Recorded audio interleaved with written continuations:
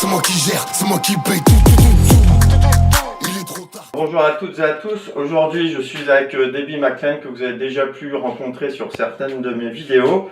On va vous faire un petit tuto qui va changer de l'ordinaire, ça va être un tuto cuisine.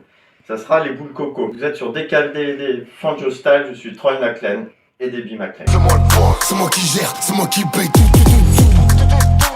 Bon, déjà petit préambule, vous voyez que je suis muni d'un masque. En fait, je suis actuellement malade. Je ne sais pas si c'est la maladie du coronavirus, mais donc je préfère éviter pour pas mettre dans les ingrédients. Deuxième chose en préambule, avant vraiment d'introduire la recette, je sais qu'aujourd'hui avec les réseaux sociaux, il faut faire attention à tous les gens qui parlent d'assimilation, d'appropriation culturelle. Sachez que les boules coco sont une recette chinoise. Sachez que j'ai fait un test ADN. J'ai 10% d'ADN chinois dans le sang qui doivent remonter à des arrière-grands-parents. Donc je suis tout à fait apte à préparer cette recette sans m'approprier la culture chinoise. C'est moi le point, c'est moi qui gère, c'est moi qui paye tout.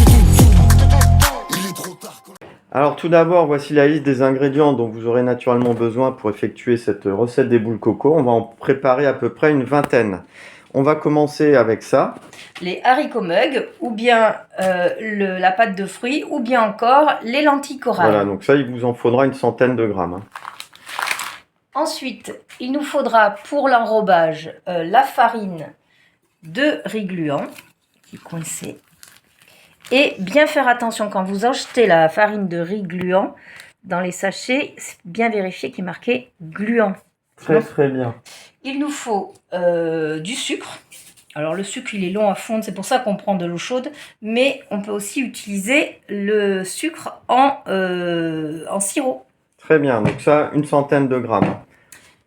Ensuite, de l'eau chaude classique, ou bien une petite tisane aromatisée avec les plantes du jardin. Très bien.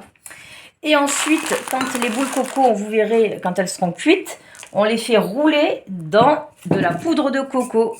Mais tout le monde n'aime pas la poudre de coco, donc on peut faire un mélange de graines de sésame avec du sucre, ou bien de poudre d'amande. Il faut faire attention, parce qu'à chaque fois que tu secoues, ça fait tomber les graines, on en perd, tu sais que ça coûte cher. Ah, excuse-moi, allez. C'est moi le point, c'est moi qui gère, c'est moi qui paye tout.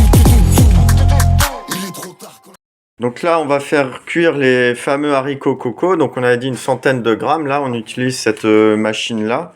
Vous pouvez utiliser une autre machine. Hein. L'important, c'est de pouvoir cuire à la vapeur. Donc vous pouvez utiliser tout ustensile. Alors ça cuit combien de temps, ça? C'est comme le programme pour cuire du riz. D'accord. Pour les gens qui sont... Faut que ce soit bien poudreux et que ça s'effrite, que ça fasse une vraie pâtée. Donc il faut vraiment que ce soit poudreux. Donc on le cuit 25 minutes là. Voici un verre gradué. À quoi cela peut-il bien nous servir donc? Voilà, donc nous avons à peu près nos 25 centilitres d'eau chaude, vous pouvez aromatiser. Alors comment est-ce qu'on mélange dans la farine là? Avec les mains. Très bien. Donc on retire la main. Ah oui, ça il faut enlever. C'est pareil, si vous êtes muni de bijouterie ou de choses comme ça, pensez à les enlever. Puisque je vous rappelle que si vous perdez une de vos bagues dans la farine, ça va se mélanger et après la déglutition sera plus compliquée. C'est moi le point, c'est moi qui gère, c'est moi qui paye tout. Il est trop tard. Ensuite, nous rajoutons le sucre. Donc, on vous a dit une centaine de grammes ou un peu moins si vous voulez pas que ce soit trop sucré. Après avoir bien mélangé l'eau et le sucre, hein, on va pouvoir verser ça dans la farine. Donc, je laisse Debbie McLean procéder au mélange. Voilà. Il ne faut pas tout verser, il faut vérifier la qualité. Il faut faire au feeling. Hein. Peut-être qu'il y a trop d'eau. Donc, vous savez, c'est toujours l'étape cruciale dans ces recettes, c'est éviter les grumeaux. Donc, allez-y avec parcimonie. Hein, on vous a dit de mettre de l'eau chaude, c'est ce qui facilitera l'homogénéisation du mélange. Bon, vous savez que moi, je suis habitué dans mes tutos à plutôt utiliser des bétonnières pour les mélanges. Mais vous voyez que c'est exactement le même principe. Hein. Donc là, la pâte est présentement à la bonne consistance. Donc on va préparer des boulettes qui serviront plus tard à enrober le cœur de haricots. On n'est pas besoin de les faire jolis, hein. On les fait. Voilà, c'est juste pour la quantité. la quantité. C'est moi le point, c'est moi qui gère, c'est moi qui paye tout. Là, on a fini la cuisson des haricots. Donc, si vous voulez, on les a remis dans cet ustensile pour les mouliner, les broyer. Vous pouvez utiliser ce que vous voulez, un mixeur ou autre. Debbie prend toujours soin de rajouter un peu de sucre. Voilà, combien à peu près? 10 grammes. 10 grammes, voilà. Et puis, Pour ceux qui aiment, pour ceux qui aiment, 10 grammes de poudre de noix. alors l'idée, je vous l'ai pas dit là, mais l'eau qui a servi à faire cuire ça, on la récupère pour gagner en énergie, puisque vous savez que l'énergie, avec le prix des factures des électricités et des trucs comme ça coûte cher. Je l'ai utilisé ici, puisqu'on va faire cuire nos boules coco dans de l'eau bouillante. C'est moi qui gère, c'est moi qui paye Il est trop tard. Allez, c'est parti pour le mixage des haricots. Maintenant, notre petite purée, nous allons préparer des boulettes. Je laisse Debbie toujours effectuer l'opération manuelle.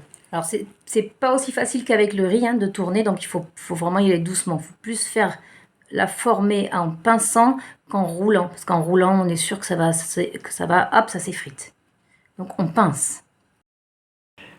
Donc, nos boules sont maintenant prêtes à être mises au congélateur. Donc, je vous rappelle cette petite astuce. Ça, je rends à Debbie McLean ce qui est à Debbie McLean. C'est une idée à elle. C'est moi qui gère, c'est moi qui paye Il est trop tard. Alors, Debbie McLean, maintenant, il est temps de sortir nos boules coco, après plusieurs heures du congélateur. Et on va pouvoir les emballer. Voilà, très bien. Il n'y a pas besoin qu'elles soient complètement congelées, c'est juste qu'elles soient assez fermes. Donc après avoir écrasé une petite boule de pâte de coco, Debbie... De riz gluant. De riz gluant, pardon. Debbie enferme Le haricot congelé dans la boule. Voilà. C'est fissure. Fissure, il faut mouiller. Ça, c'est le petit plus. Voilà, donc autre variante avec du chocolat à l'intérieur. Vous pouvez utiliser de la pâte de fruits que vous mélangez avec du chocolat. Et ça, c'est votre petit cœur. Regardez la taille. Voilà. Entre le boulard et la bille. C'est moi qui gère, c'est moi qui paye Donc voici l'eau chaude qui a servi à la cuisson tout à l'heure des haricots. On réchauffe cette eau et on va pouvoir faire cuire maintenant nos boules coco. Donc je laisse Debbie plonger la première boule coco. Voilà. Et elle tombe. Il faut attendre qu'elle remonte à la surface. C'est un petit peu comme les gnocchi. D'accord. Donc ça remonte à la surface. Voilà, par contre, il faut vérifier qu'elles aient de la place toute. Et si elles non, elles se touchent. Sinon, elles se collent entre elles et elles se déchirent. Voilà, donc ça remonte à la surface, un peu comme les œufs pourris. Si vous voulez tester des œufs pourris, avant de les casser, vous les plongez dans l'eau. S'ils remontent à la surface, c'est qu'ils sont pas bons. Donc Debbie a préparé les fameux 100 g de poudre d'amande ou de poudre de coco dans un petit bol. Et nous allons maintenant récupérer la première. Délicatement égoutter. Sinon on va tout humidifier les noix. Voilà, ça c'est afin d'éviter d'humidifier tout ce qu'il y a dans le petit bocal. Et on fait rouler. C'est moi qui gère, c'est moi qui paye Il est trop tard. Faut être rapide. Là, vous voyez que c'est là maintenant, là, il va falloir se dépêcher. Vous voyez, elles sont toutes en train d'apparaître. Donc, le débit est en train de courir. Bon, après, vous voyez, elle fait des allers-retours. Moi, quand je les prépare moi-même, si vous voulez, je suis beaucoup plus ordonné. Donc, tout est à disposition. Mais bon, voilà. Je peux malheureusement pas vous le montrer cette fois-ci. C'est moi qui gère, c'est moi qui paye Donc, c'était la fameuse recette des boules coco. Alors, voilà, c'était surtout une recette qui m'a été demandée par Doudou Yannick 55. Donc, Doudou Yannick, voilà, tu es prêt maintenant à faire tes recettes. Je remercie évidemment Debbie McLean d'avoir pu me prêter main forte pour cette séquence-là. Voilà, donc merci à elle, merci à vous. N'hésitez pas dans les commentaires à me dire si vous avez des petites idées d'amélioration, des petits enrobages, pour les cœurs, voilà, des petites choses. Debbie sera enchantée de mettre ça en pratique. Et voilà, vous êtes sur DKVD Fanjostal, je suis Troy McLean et voici Debbie McLean. C'est moi qui gère, c'est moi qui paye